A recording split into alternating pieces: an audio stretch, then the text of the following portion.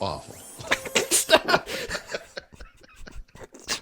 Today's podcast is brought to you by itpro.tv. You can go to itpro.tv/ring for a coupon and 30% off thing. I tried to replay that intro 3 times, and he kept saying awful. On purpose. It was on purpose. It was. You're awful. And you're also an awfully bad luck if you want to use the old Cortana. I don't know why I said it like that. This is the nature of our existence, right? Our website. Microsoft was cleared yesterday in the US and the EU to close their Bethesda acquisition. Mm-hmm. OnePlus announced a major initiative to improve the quality of the cameras. But the big news on our site is that a Harman Kardon speaker that had the only Cortana speaker in the world, which was purchased by approximately 100 people, is the big news. They're talking class action lawsuits. It's a dick move. They couldn't have put Alexa on there. Why? I mean, seriously.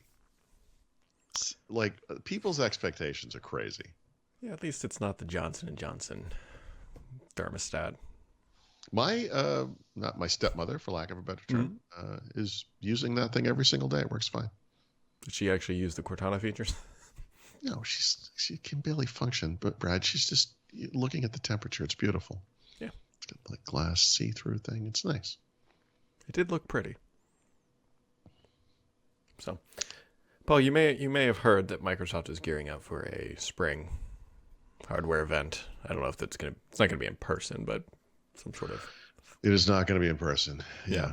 With the Surface Laptop 4 refresh, some old AMD chips that are going to be new.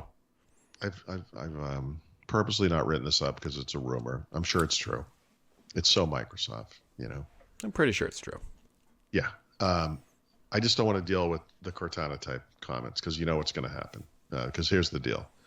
They're going to have AMD and Intel options again. Great. One of the issues with the Surface Laptop, what was it, the 15 that came with AMD for consumers? Was that the performance was lackluster? It was the old 3000 series chipset. Yep. If they had based that on the 4000, it would have been a completely different animal.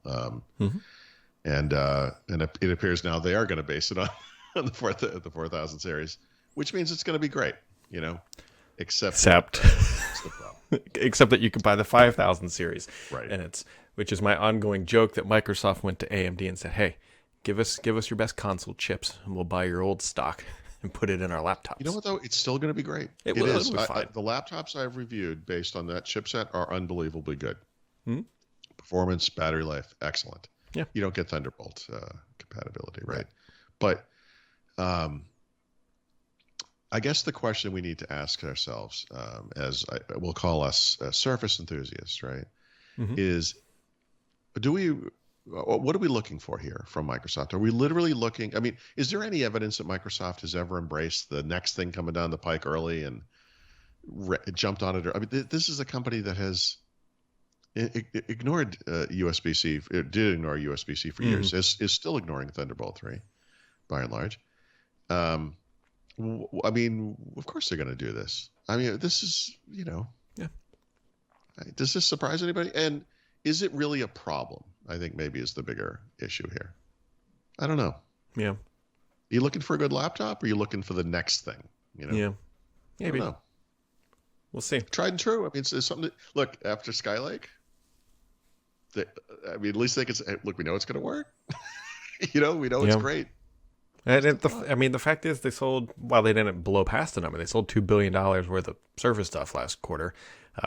Very clearly, it sounds like laptop would have helped a lot. I mean, this is a device I always felt would be their best seller. It never has even come close, right? I was completely wrong on that. But a mainstream laptop, beautiful design, the right mix of performance, looks, and battery life, etc. It should just be a no-brainer. I don't get it. So I really hope to see laptop get mainstream success. I don't see this as a huge problem. You know what else is coming, Paul? Yeah. No, I'm sorry, what? How about a webcam? You need a new webcam? Because they're going to have a webcam for you.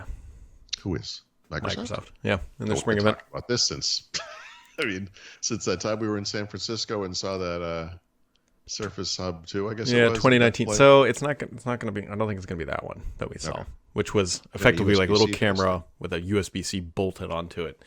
I think it's going to be 1080p HDR, have a privacy shutter. That's about it. Yep. Great. I think there's going to be some. I don't even know what to say. It's like excellent. I don't know. So all the people who are sad that their audio Cortana stuff is dead, there might be some audio stuff for you. Maybe, I don't know. I don't know if there's going to be like a Invoke, but there might be some audio related stuff too. So what could that mean though? Yeah. You see. Mm-hmm. Anyways, I think I mentioned this before. Dongles. Yeah, we'll see. Okay. We'll see. Until Microsoft announces it, nothing's official, but yeah. Sure. So, anyways, much like nothing is still official yet, Microsoft hasn't actually announced their closure of the acquisition of Bethesda. We're still waiting on that. I mean, it should be like any second, but is there some major regulatory body that we're not sure of here? I mean, I signed off on it, so like I don't know what they're waiting on. Yeah. Well, I mean, I just keep coming back to the same thing. There's no antitrust concern here, so whatever. There's more of an antitrust concern with something like NVIDIA buying ARM, you know? Yeah. That's a little bit. Well, that's a debate. I mean, right? I mean, I don't personally think that's going to be an issue, but many do. Qualcomm for sure. Mm-hmm.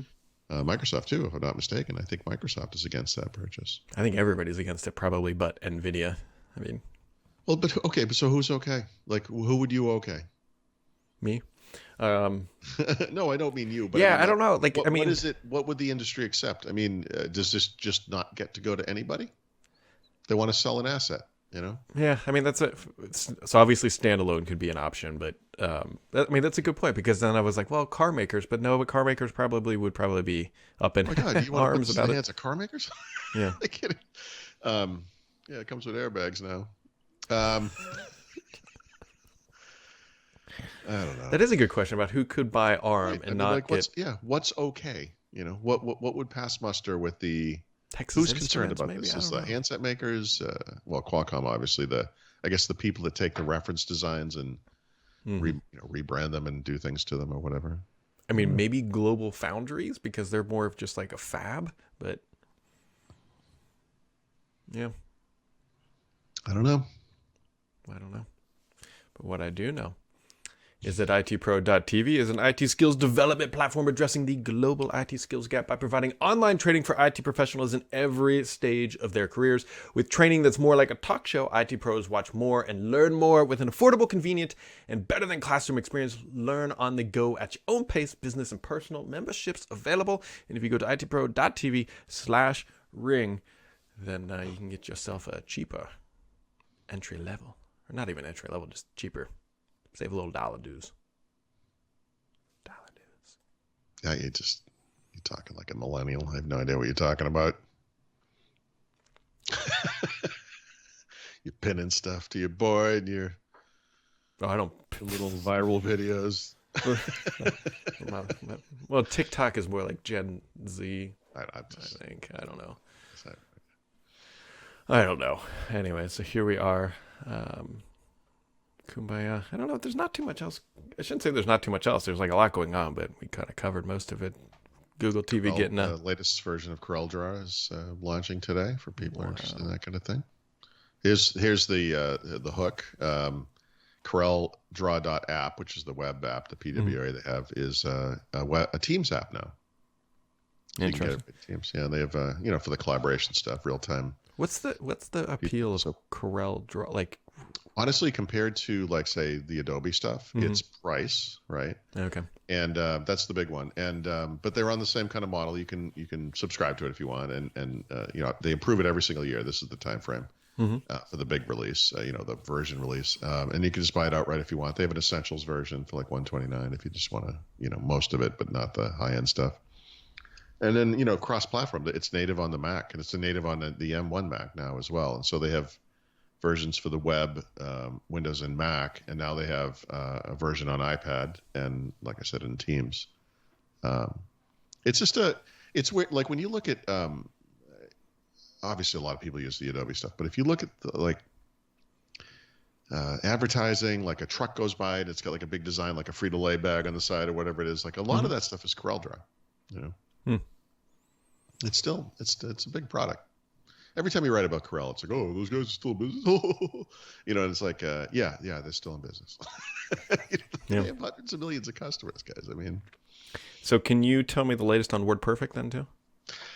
That I can't help you with. Although I will say, in the presentation, I did have a WordPerfect flashback in the briefing or whatever, which I did not mention to the guy because I just sort of laughed to myself. But many, many years ago, like in the 1990s, literally, I was at it was probably Comdex. It could have been PC Expo, one of those shows.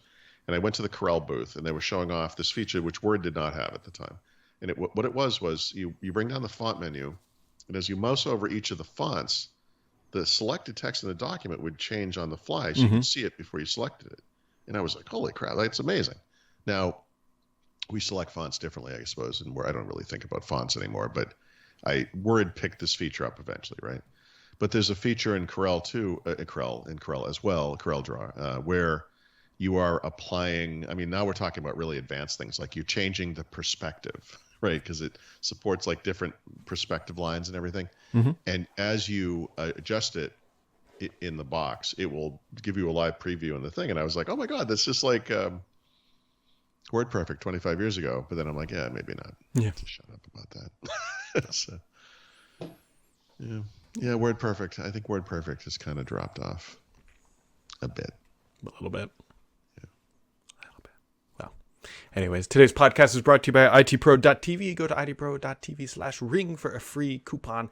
That's ring30. We'll catch all of you right back here tomorrow for more history lessons from Paul Thurrott.